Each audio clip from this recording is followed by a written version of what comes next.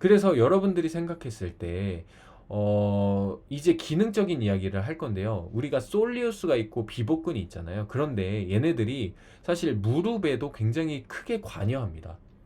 즉 무릎의 안정성이라고 해서 특히 비복근은 어디에 붙어 있죠?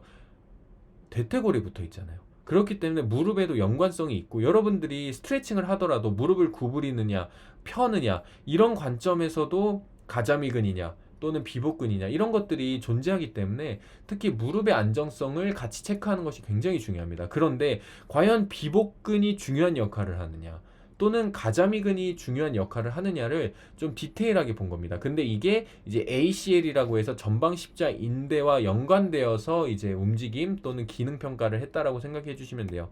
그래서 실질적으로 어떻게 한 거냐면 여러분들이 보셨을 때 이런 카데바라고 해서 실제 시체 해부를 해서 무릎만 딱 갖고 옵니다. 그 상태에서 이제 여기가 이제 경골이고 여기가 대퇴골이잖아요. 그 다음에 부하를 계속 주는 거예요. 그래서 anterior force가 무엇이냐면 여기 지금 줄 보이나요? 잡아당기죠.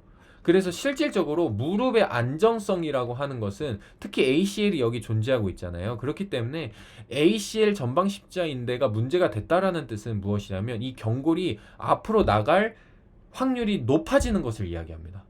결국에 무릎이 불안정하다라는 뜻은 이 경골이 상대적으로 대퇴골보다 앞으로 튀어나오는 움직임이 나오게 된다라는 거예요. 그래서 안정적이다라는 뜻은 이 ACL이 버티고 있어서 뭘까요? 이 경골이 계속 후방으로 유지될 수 있도록 만들어주는 역할을 한다. 그런데 그럼 그런 역할을 잘 할수록 뭘까요?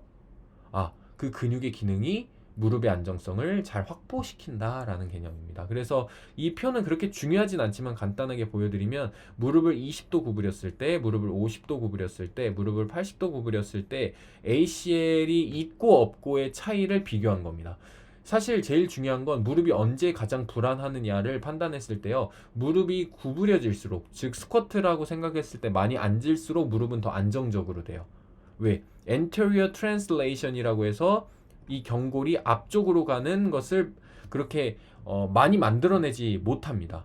그런데 20도라고 해서 무릎이 이제 약간 구부려졌을 때, 즉 스쿼트에서 약간 이제 앉는 포지션일 때 이 경골이 가장 많이 앞으로 나오게 돼요. 그럼 당연히 뭘까요? 이 검은색은 ACL이 문제가 없는 그룹이고 그 다음에 하얀색은 ACL이 없는 그룹이에요.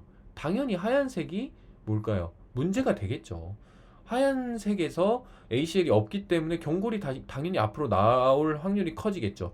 그런데 여기에서 anterior load라고 해서 전방으로 잡아당기는 힘을 더 만들어낸다? 그럼 당연히 그때 무릎이 불안정해지겠죠. 근데 지금 이게 중요한 게 아니라 그러면 anterior translation을 막아주고 제한시켜주는 게 중요한 역할을 할 텐데 어떤 근육이 그 anterior translation을 제한시키느냐를 보는 게 더 중요하다. 그래서 이걸 보셨을 때 여러분 굉장히 재미있는 그 지표인데요. 뭐 20도, 50도, 80도 이렇게 나왔는데 그게 중요한 것보다는 선택적으로 그런 무릎에서 우리가 어떻게 한 거냐면 선택적으로 인위적으로 가자미근에만 수축을 시킵니다. 전기적 자극을 주는 거예요. 그 다음에 또 한 그룹은 게스트록네미어스라고 해서 비복근에만 활성화를 시킵니다. 그리고 나머지는 뭘까요? 하얀색은 두 개 다 활성화시키는 거예요. 그랬을 때 얼마나 이 경골이 앞으로 나아가느냐를 본 겁니다. 여러분 50도로 볼게요. B 동작 여기 B 그래프를 보세요. 그러니까 얘네들이 높을수록 anterior shift니까 얘네들이 위로 갈수록 뭘까요? 경골이 앞으로 나갈 가능성이 커집니다. 솔리우스 활성화 주니까 어때요? 얘네들 어떻게 되죠? 얘네들 내려가죠. 그쵸? 즉 무엇이냐면 이 솔리우스라고 하는 가자미근을 독단적으로 활성화시켰을 때 경골이 앞으로 가는 것을 막아준다라는 겁니다. 그런데 게스트록네미어스 보세요. 어때요? 회색.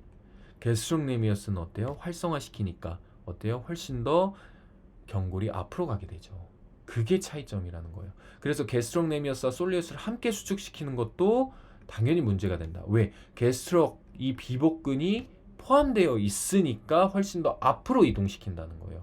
그러니까 우리들이 여기서 핵심적으로 봐야 될 게 무엇이냐면 무릎이 불안정한 사람들은 특히 비복근을 활성화시키는 관점보다는 뭘까요? 솔리우스라고 하는 이 그 단관절의 근육인 가자미근을 선택적으로 활성화시키는 운동을 제공해야 된다라는 겁니다. 이게 핵심적으로 중요하다라는 거죠. 그럼 그걸 우리가 원리로 알았을 때, 무릎이 불안정한 사람들, ACL에 문제가 있는 사람들 또는 무릎에 통증이 있는 사람들은 솔리우스를 잘 자극시켜야 되겠다.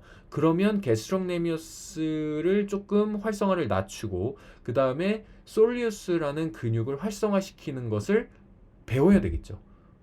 그게 바로 다음 장에 이제 넘어가게 됩니다. 그러니까 머뭇타운에서 실질적으로 원리를 알려드리고 그 다음에 그런 운동들을 하기 위한 적용 방법을 알려드린다. 그러니까 여러분들이 훨씬 더 효과적으로 고객들을 상대하실 수 있는 밑바탕을 저희들이 만들어 드릴 수 있다라고 생각을 하는 거죠. 그래서 여러분들이 이 머뭇타운의 근육 기능 공부를 기회가 되신다면 계속 녹화본이라도 보셔서 공부를 해야 되는 이유입니다. 너무 중요합니다.